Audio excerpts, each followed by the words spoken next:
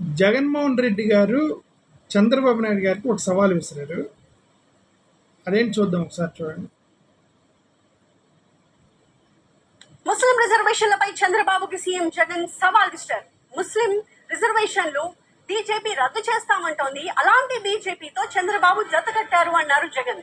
ముస్లిం రిజర్వేషన్లపై మోదీ ముందు చంద్రబాబు మాట్లాడగలరా అని ప్రశ్నించారు. ఎన్డీఏ నుంచి చంద్రబాబు బయటికి రాగలరా అని ప్రశ్నించారు. మైనారిటీలకు 4% ముస్లిం రిజర్వేషన్లు ఉండి తీరాల్సిందేనన్నారు జగన్. ముస్లిం రిజర్వేషన్ల కోసం ఎంతవరకైనా పోరాడతానని చెప్పారు.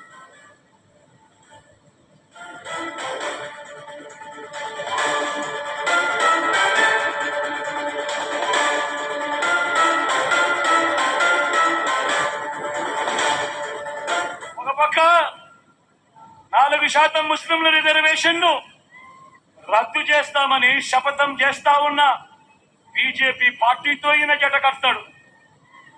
మరోపక్క మైనారిటీల ఓట్ల కోసం మైనారిటీలను మోసం చేసేందుకు ఈ చంద్రబాబు డ్రామాలు మొదలెట్టాడు, దొంగ ప్రేమ నటిస్తూ.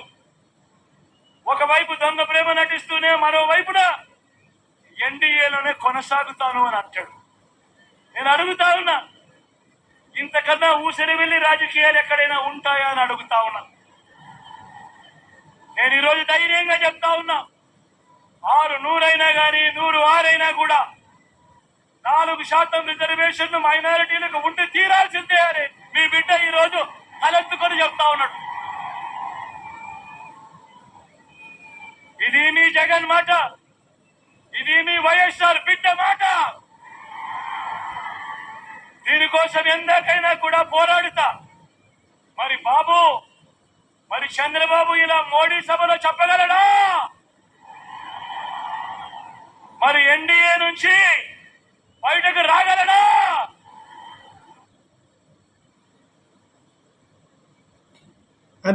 ఇది ఇక్కడ ముస్లిమ్స్ రిజర్వేషన్స్ అనేది సమస్య కాదు.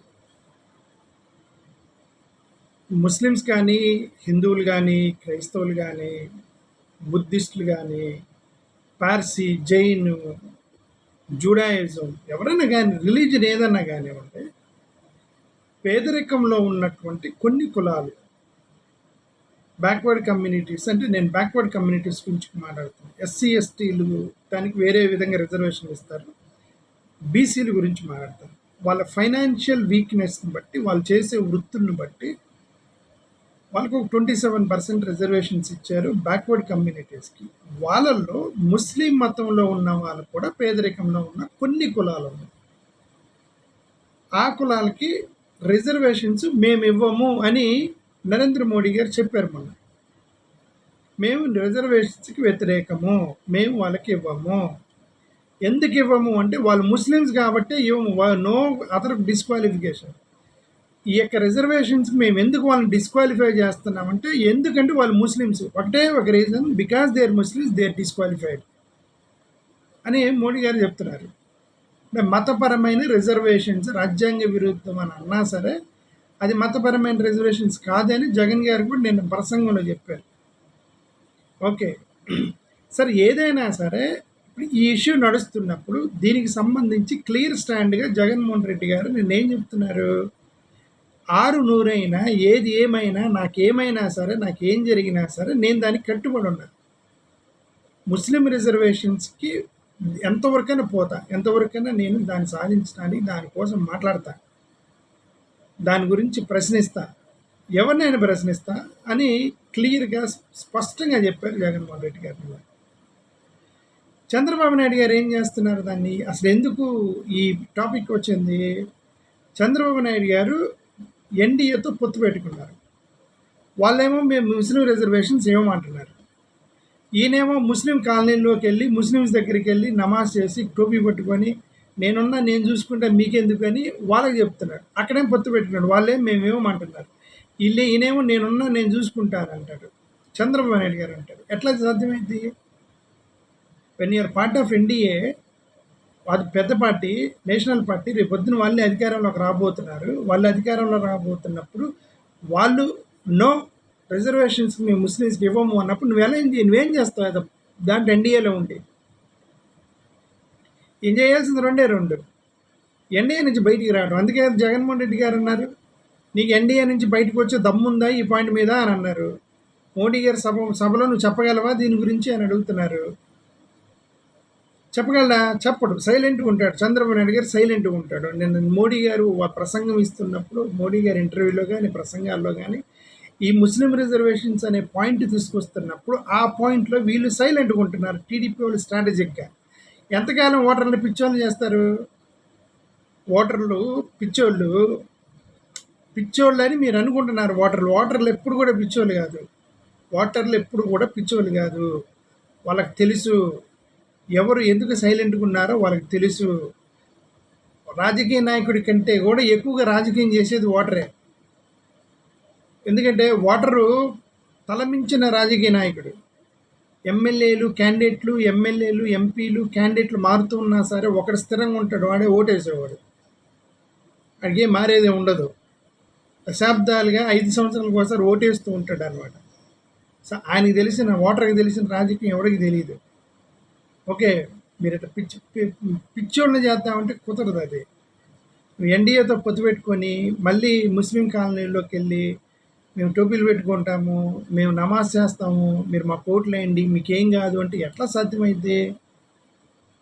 నీకు ఒకటే సాధ్యం, అక్కడికి వెళ్ళి ఎన్డీఏ వాళ్ళతో మీరు చెప్పాలి. ఎందుకంటే ముస్లిం రిజర్వేషన్స్ గురించి మీరు మాట్లాడొద్దు, మా ఆంధ్రప్రదేశ్లో ముస్లిం రిజర్వేషన్స్ అనే టాపిక్ని మీరు టచ్ చేయొద్దనో, లేదంటే అది తీసేయమని చెప్పండినో ఏదో ఒకటి చెప్పాలి. మీరు వాళ్ళని ఒప్పించి మీరు పొత్తులోకి వెళ్ళాలి. ఒక పాయింట్ మీద మీరు ఈ ఇద్దరు డిసప్రూవ్ అవుతున్నప్పుడు, డిసగ్రిమెంట్ జరుగుతున్నప్పుడు మీరు ఒప్పించుకొని ఒక ఏక సిద్ధాంతంలోకి వెళ్ళి పొత్తుల్లోకి వెళ్ళాలి.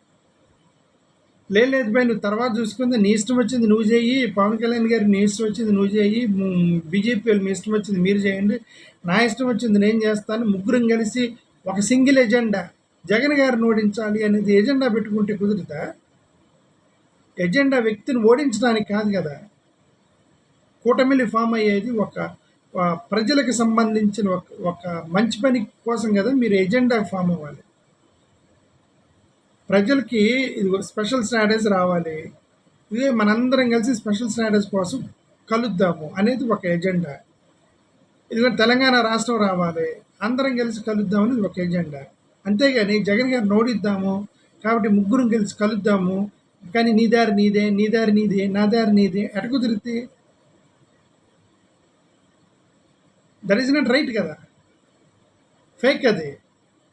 అందుకే జగన్ గారు చాలా స్ట్రైట్గా చెప్తున్నారు, నేను సవాల్ చేస్తాను, నేను ఎంత దాకా పోతా, ముస్లిం రిజర్వేషన్ కోసం నిలబడతా, కొట్లాడతా, ఎవరినైనా ఎదిరిస్తా.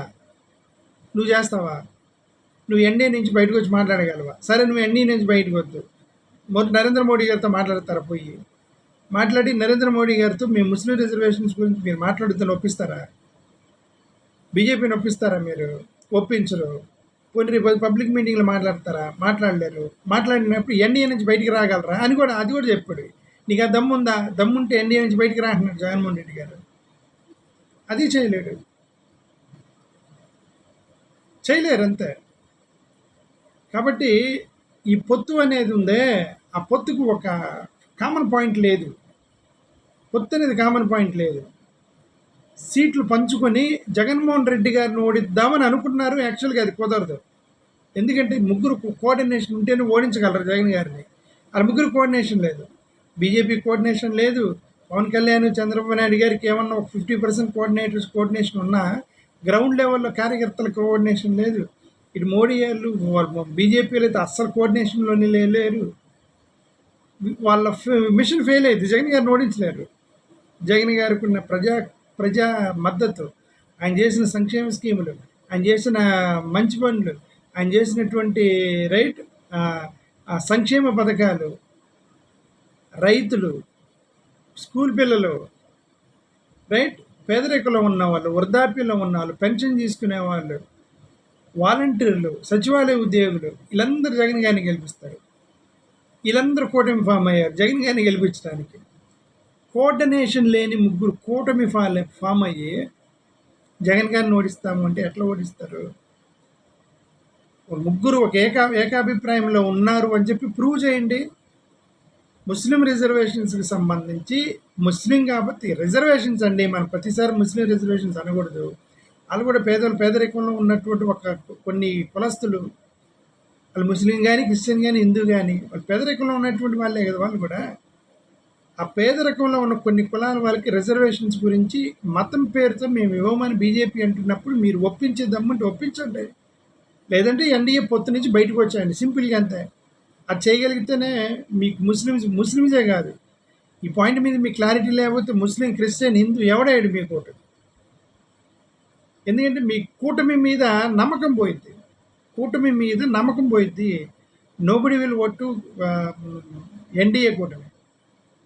జగన్ గారు 175 అన్నా 175 కొడతారు అంతే, తిరుగులేదు. ఈ పొత్తు చూస్తుంటే అదే అనిపిస్తుంది. Thank you.